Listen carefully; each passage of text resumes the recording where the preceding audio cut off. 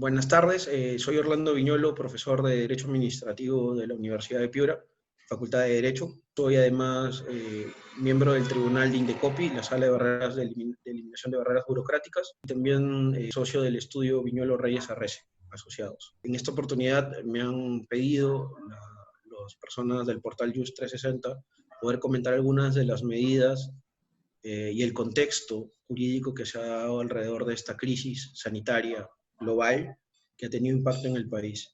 A partir de esto estoy muy agradecido y bueno, quedo a disposición para las preguntas que consideren pertinentes.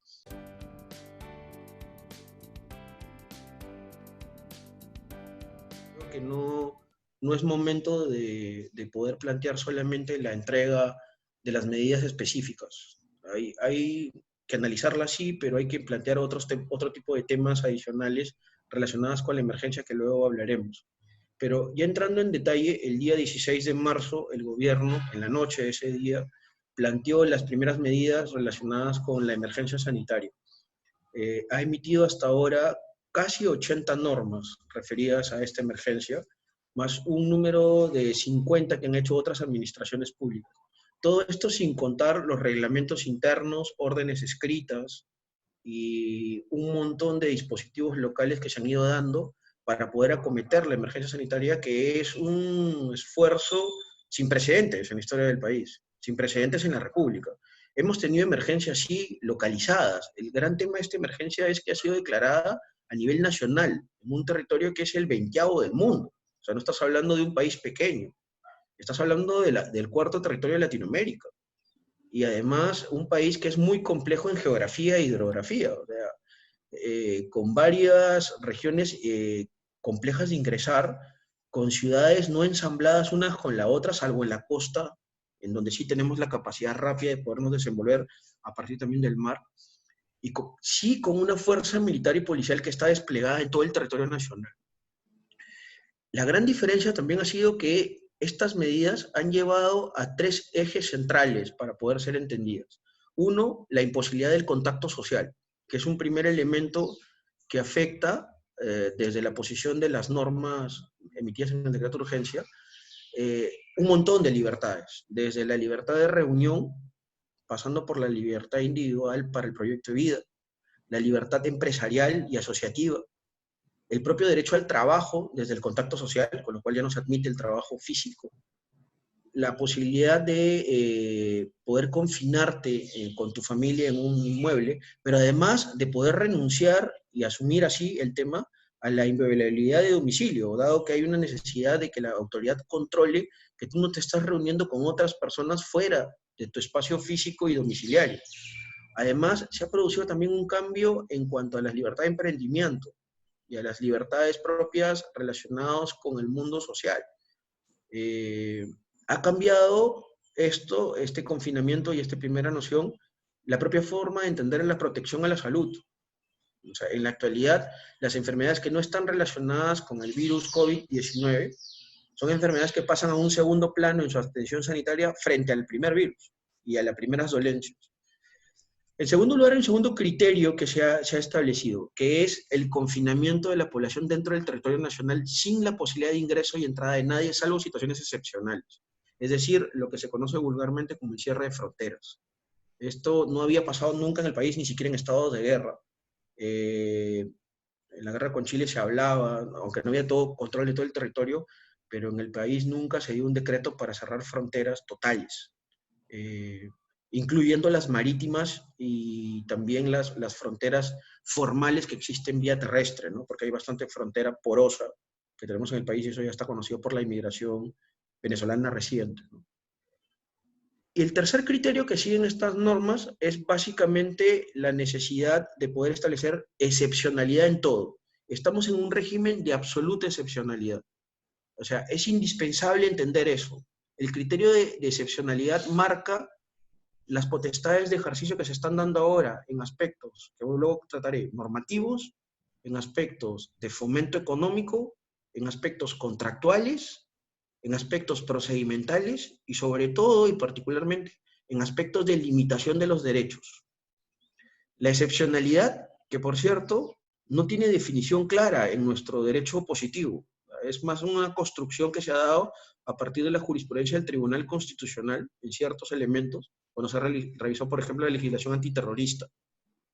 La excepcionalidad de la cual hemos vivido siempre, hemos tenido muchos tramos de la historia del país sometidos a la excepcionalidad jurídica, incluso con bastantes decretos de urgencia en medio. En los años 80 es el gran ejemplo, por un tema de emergencia de seguridad y orden interno, la lucha antiterrorista, pero que nunca había tenido reflejos en aspectos sanitarios, y sobre todo aspectos de lucha y sanidad pública contra una enfermedad concreta, ¿ya? Ojo, el Perú vive bajo epidemias, ¿eh? O sea, eso es algo que luego hay que entender. La excepcionalidad que se está hablando, global, no significa que no haya existido excepcionalidad para la lucha contra epidemias entre los años 2000 y 2019 y 20. Ha habido por lo menos 3 o 4 epidemias claras después de la epidemia del cólera que se han dado en la zona norte de la selva peruana.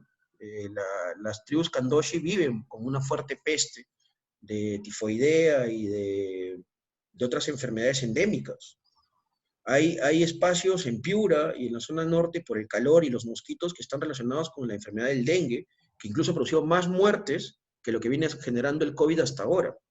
Entonces, ahí hay un problema jurídico que no sé si se está tratando en las medidas y que espero que en algún momento se revise por la doctrina, sobre cuál es la proporcionalidad en el ejercicio de estas medidas, porque hay enfermedades endémicas en Perú que merecerían un trato tan fuerte e intenso como lo que se está dando con el COVID, ¿no? Y que necesitaría otro tipo de medidas normativas. Dichos estos 3 criterios, uno puede clasificar, siguiendo una visión de actividad, todas las medidas que se han dado en estos 80 y pico normas emitidas por el gobierno y el Poder Ejecutivo en general. Hay unas medidas relacionadas básicamente con la limitación de derechos, desde el confinamiento y el toque de queda, el mal llamado toque de queda, que se ha dado recientemente en un decreto de urgencia posterior al 020, pasando por medidas relacionadas con la inviolabilidad de domicilio, la limpieza interna del domicilio, porque eso tiene que ver con una medida impuesta desde fuera, de cómo debes actuar en tu mundo privado. Ojo, también es una medida de limitación. Las medidas de sanidad para lo colectivo implican limitaciones en la interna de la persona, y entre ellas la limpieza obligatoria y cómo tiene que llevar adelante incluso la propia vestimenta cuando sales algún tipo de fuera del confinamiento social, del confinamiento individual, para poder realizar 3 tipos de actividades que han sido permitidas en las normas, que es la actividad bancaria, la actividad de mercado y provisión de bienes para el uso personal, entre ellos los alimentos y la higiene, y en tercer lugar, las posibilidades excepcionales relacionadas con la sanidad, que tienen que ver con, por ejemplo, con alguna enfermedad. No se permite otro tipo de actividades para los particulares que no están considerados dentro de las actividades esenciales. Luego, hay un segundo tipo de medidas que ya no tienen que ver con la limitación, sino tienen que ver con lo prestacional. Y esas medidas están relacionadas a las llamadas actividades o servicios esenciales que han sido clasificados así por el gobierno. En un listado muy poco claro, ¿eh? Se habla de banca, seguridad, orden interno, actividades relacionadas a la intermediación financiera en general, actividades industriales ligadas a las anteriores, pero hay muchas actividades pequeñas que tienen que ver con la provisión de elementos que se refieren a las primeras, que no han sido clasificadas así y dentro del criterio de esencialidad y crean problemas de detenciones, de, por ejemplo, paros indiscriminados de los militares para impedir su trabajo.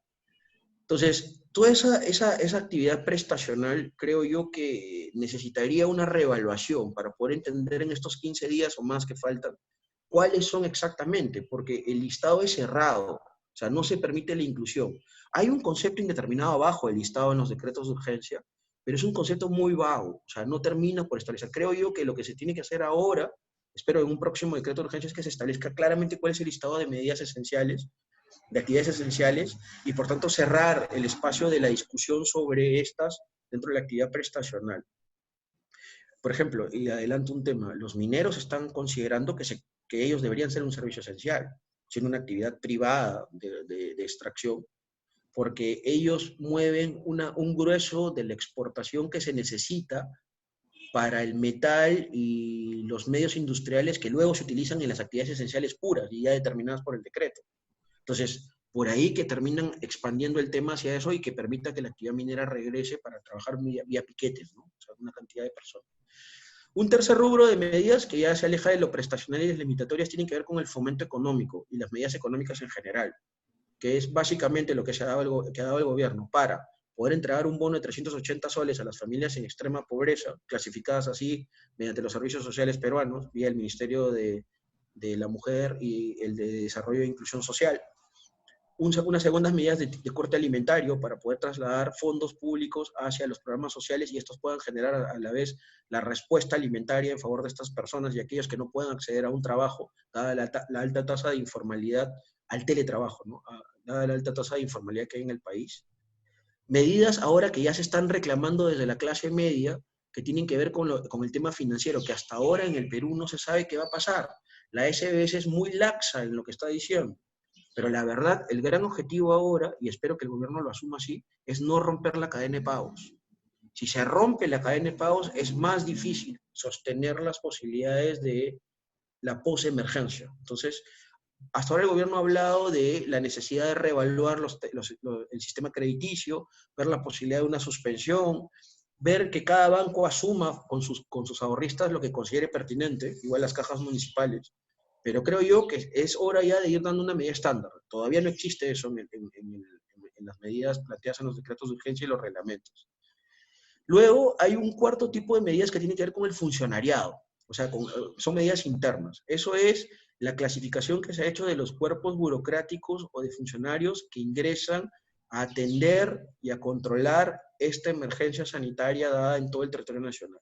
Evidentemente ahí los cuerpos de seguridad son los más relevantes, son los que asumen el papel prioritario, Policía Nacional y Fuerza Armada, pero también el otro gran cuerpo de burócratas que son importantísimos es el personal asistencial sanitario, que está básicamente ligado a los grandes sistemas asistenciales que tenemos en el Perú, porque ojo, el personal asistencial en Perú no es único, tienen varios cuerpos burocráticos. Unos pertenecen al Ministerio de Salud puro, otros a los gobiernos regionales que tienen muchos de los sistemas asistenciales, y un tercer rubro muy grande es el personal médico y asistencial que trabaja para salud, que tiene su propio régimen. ¿Ya? Esos tres grandes cuerpos están unidos ahora bajo el control del ministro de Salud, quien además ha asumido el monopólicamente, y eso es algo que proviene de la Ley de Aseguramiento Universal, a mi modo de ver, la necesidad de poder unir todos los sistemas asistenciales en uno solo para poder afrontar el tema real de la lucha médica contra las personas infectadas y que tenga que cumplir algún tipo de prestación sanitaria obligatoria. Fundamentalmente el uso de respiradores artificiales, el uso de tratamientos especiales debido a la complicación con elementos de neumonía que se tiene que dar en la asistencia médica de urgencias, las UCIs, ¿no? Eso incluye también, y eso es algo muy polémico, que creo yo va a tener que ser estudiado en su momento, la dirección de las clínicas y asistencia sanitaria privada. O sea, no está claro en las normas cuál es el alcance de la dirección que asume el ministro de Salud respecto a estas clínicas. Eh, Creo yo que ahí hay que crear una figura que ya existe en el derecho administrativo, se refiere a una especie de requisa temporal de ciertos bienes para poder utilizarlos en favor del interés público de la emergencia sanitaria. Entonces, ahí el derecho administrativo ya construyó algunos conceptos alrededor de eso que creo yo tendrían que ser usados ahora para interpretar estas medidas de funcionariado y de control de la administración. Y finalmente, hay un tipo de medidas que no deben pasar desapercibidas, que son las medidas adjetivas, que incluso han sido replicadas por otros poderes públicos distintos al Ejecutivo, como el Poder Judicial, el Tribunal Constitucional y el propio Ministerio Público, que son las medidas de suspensión de plazos. Sobre eso se puede escribir hasta un libro ahora. Hay toda una polémica alrededor de los decretos de urgencia que se han emitido y que creo yo han cometido el error de irse emitiendo sucesivamente sin entender que la suspensión se hace una vez y respecto a los supuestos en donde se pueda suspender los plazos, porque plazo es procedimiento, plazo es proceso judicial, plazo es investigación procedimental fiscal, plazo no tiene que ver con figuras sustantivas afuera del marco adjetivo. Entonces, ahí ha habido una problemática que ha creado el decreto de urgencia 020 y el 024, que creo yo merece una cuestión aparte de la. Ese es el panorama general de las medidas, a mi modo de ver ahora, ¿no?